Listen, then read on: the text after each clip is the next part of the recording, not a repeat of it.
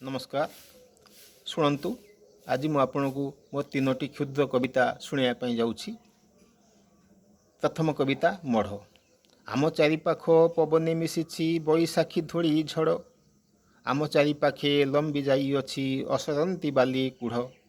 आमरी रास्ता इस्पाती छुरी दाढ़। एसबू भितरे आमे आमे नुहे भितरु बाहर आमे गोटे गोटे मढ़। आम चारिपाख पवने मिशिछि बैशाखी धूली झड़। द्वितीय कविता मशाणी। बसंत खोजुछ मशाणी पदाकू बसंत आसिब काहीं। एठी खाली गड़े सब एठी खाली हसे जुई। पवन रे पचा गंध मलय पारे ना रही। एठी पत्र कौड़िबा मना एठी फूल नाही। थुंटा आंब गछ पेचकर बसा कोइली कबर भूई। मशाणी पदाकू बसंत आसिब काहीं।